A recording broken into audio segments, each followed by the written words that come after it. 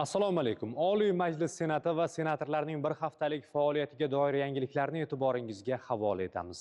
Qozon shahrida O'zbekiston Respublikasi Oliy Majlisi Senati, Rossiya Federatsiyasi Federal Majlisi Federatsiya Kengashi o'rtasidagi hamkorlikni rivojlantirish bo'yicha komissiyaning 10-majlisi bo'lib o'tdi.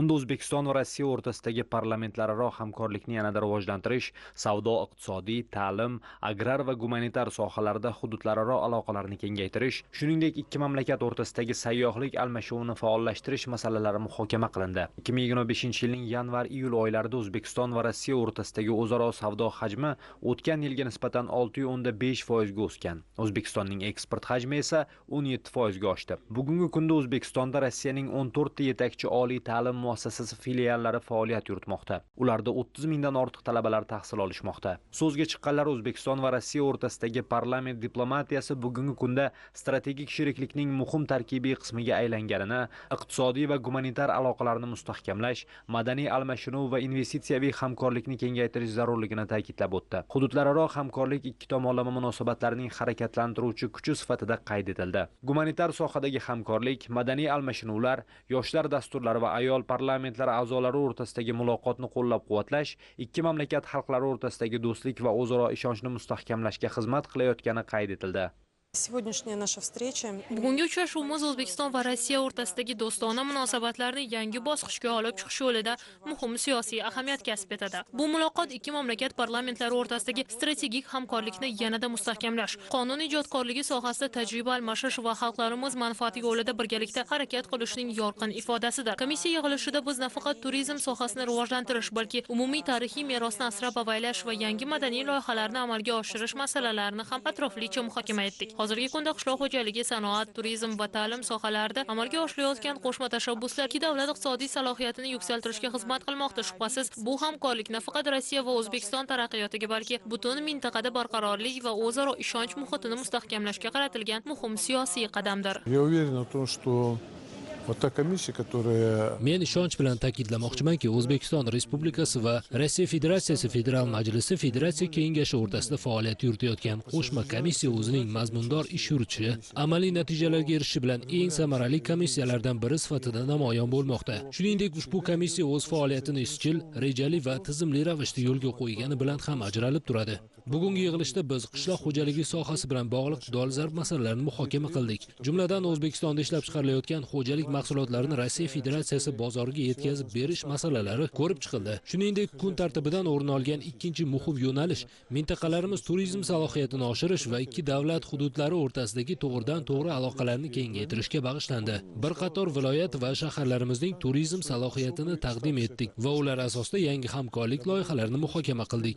Yana bir masala bu axborot va yuqori texnologiyalar sohasidagi sheriklikni chuqurlashtirish bo'ldi. Biz fuqarolarimizning kundalik hayotiga, ularning manfaatlariga bevosita daxldor bo'lgan amaliy yo'nalishlarni ko'tarib chiqyapmiz. Bu borada davlat hokimiyati va ijroiy organlari bilan hamohang tarzda hamkorlikda va yagona maqsad sari yo'naltirilgan faoliyat olib borish komissiyamiz ishining asosiy tamoyili hisoblanadi. Qozon shahriga tashrif davomida Oliy Majlis Senatining birinchi o'rinbosari Sodiq Safoyev boshchiligidagi parlament delegatsiyasi Tatariston Respublikasidagi vatandoshlarimiz hamda u yerda tahsil olayotgan talaba yoshlar bilan uchrashuv o'tkazishdi.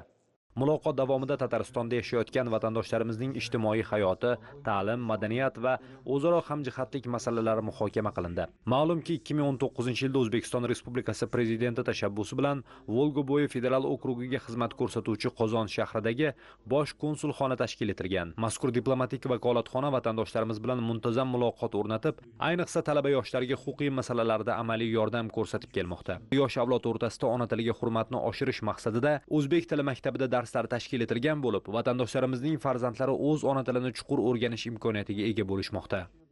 Senatning Mudofaa va xavfsizlik masalalari qo'mitasining navbatdagi majlisi bo'lib o'tdi. Bu gal ham bir qator muhim qonunlar dastlabki tarzda ko'rib chiqildi. O'zbekiston Respublikasining ayrim qonun hujjatlariga qo'shimcha va o'zgartirishlar kiritish to'g'risidagi qonun mamlakatimiz tinchligi va osoyishtaligini ta'minlash, huquqbuzarliklarning oldini olishning mutlaqo yangi mexanizmlarini joriy etishni nazarda tutadi. Hududlarda huquqbuzarliklar va jinoyatlarning oldini olish maqsadida O'zbekiston Respublikasining ma'muriy javobgarlik to'g'risidagi kodeksiga sovuq qurolni yoki sovuq qurol sifatida foydalanishi mumkin bo'lgan ashyolarni olib yurish bilan bog'liq huquqbuzarliklarni 1 yil davomida takroran sodir etganlik uchun ma'muriy javobgarlik belgilanishi nazarda tutuvchi qo'shimcha va o'zgartirishlar kiritish taklif etilmoqda.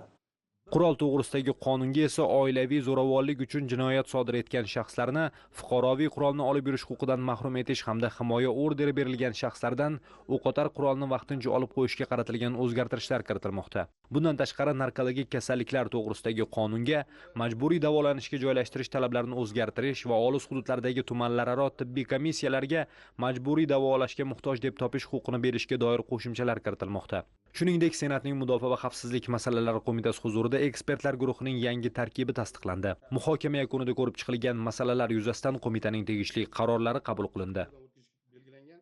Senatning Agrar suv xo'jaligi masalalari va ekologiya qo'mitasi majlisida O'zbekiston Respublikasining ayrim qonun hujjatlariga atrof muhit, hayvonot va o'simlik dunyosining muhofazasini kuchaytirishga, tabiiy resurslardan oqilona foydalanishni ta'minlashga qaratilgan qo'shimcha va o'zgartirishlar kiritish to'g'risidagi qonun dastlabki tarzda muhokama qilindi. Jumladan, tabiatni muhofaza qilish to'g'risidagi qonunda atrof muhitga salbiy ta'sir ko'rsatishning birinchi va ikkinchi toifalarga mansub faoliyat turlari bilan shug'ullanuvchi yuridik shaxslar ifloslantiruvchi manbalarda o'rnatiladigan avtomatik monitoring stansiyalari ma'lumotlarini atrof muhit davlat monitoringi tizimining yagona geoaxborot ma'lumotlar bazasiga real vaqt rejimida kiritishi shart ekanligi belgilanmoqda. Daraxtni kesganda uni holati aniq bo'ladi, bu zarar keltiryapti. Nimaga biz buni sanksiya jazo chorasini belgilashdan kelib chiqishimizdan maqsad, masalan shu korxonada u 24 soat ishlaydigan korxona bor, 8 soat ishlaydigan korxonalar. Atmosferaga tashlanadigan tashlamalarni bir vaqtning o'zida uni o'lchash yoki uni aniqlash imkoniyati yo'q. Masalan, suvni, chiqindini biz ko'zimiz bilan ko'ra olamiz. Oqqanini va joylashtirilgan hajmini aniqlashtirish imkoniyatimiz bor.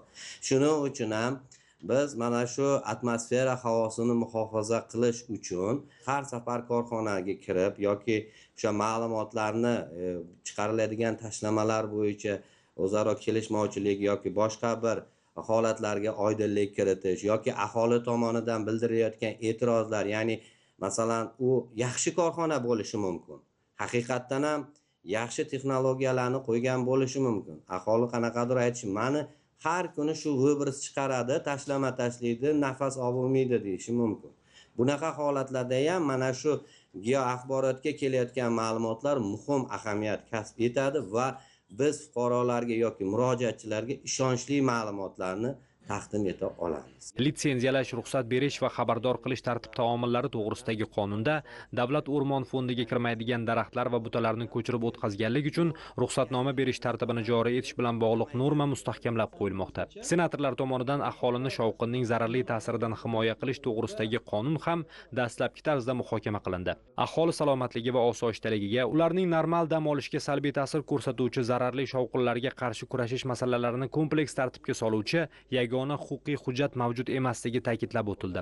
Mazkur qonun bilan aholini shovqinning zararli ta'siridan himoya qilishning asosiy prinsiplari, shovqinning ta'sir qilish normalari, fuqarolarning osoyishtaligi va normal dam olishini buzadigan harakatlar hamda ularni buzishga yo'l qo'yilmaydigan vaqtlar oralig'i belgilanmoqda. Ushbu qonunimizda aynan qaysi masalalarda shovqinlar kelib chiqishi to'liqligicha ochib berilib, qonunimizda o'sha tabiiy shovqinlar, davlat tadbirlari, ommaviy sport tadbirlari, ommaviy madaniyat tadbirlari, shu bilan birga diniy rasm rusumlar bilan bog'liq tadbirlardan yuzaga keluvchi shovqinlarga nisbatan ushbu qonunimiz tatbiq etilmasligi ham belgilab o'tilmoqda.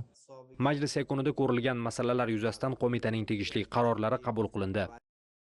Xalqaro munosabatlar, tashqi iqtisodiy aloqalar, xorijiy investitsiyalar va turizm masalalari qo'mitasi raisi Alisher Agzamxo'jayev poytaxtimizda Shanxay hamkorlik tashkiloti Xalq diplomatiyasi markazi hamda Konrad Adenauer nomidagi jamg'armaning Markaziy Osiyodagi vakolatxonasi bilan hamkorlikda tashkil etilgan xalqaro konferensiyada ishtirok etdi.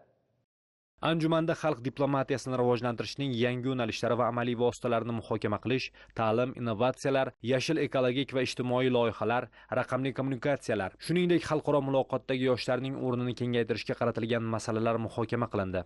Senator o'z chiqishida parlament diplomatiyasi va xalq diplomatiyasida yoshlarning o'rni muhimligiga, davlatlar o'rtasida do'stlik hamda madaniy aloqalarni rivojlantirish, iqtisodiy diplomatiyani ilgari surishda yoshlar katta kuch ekanligiga e'tibor qaratdi. Hozirga qadar sizga taqdim etmoqchi bo'lganlarimiz mana shulardan iborat edi. Yangi haftada ham Oliy Majlis Senati va senatorlarning faoliyatiga doir yangiliklarni kuzatib boring. Ko'rishguncha xayr, salomat bo'ling.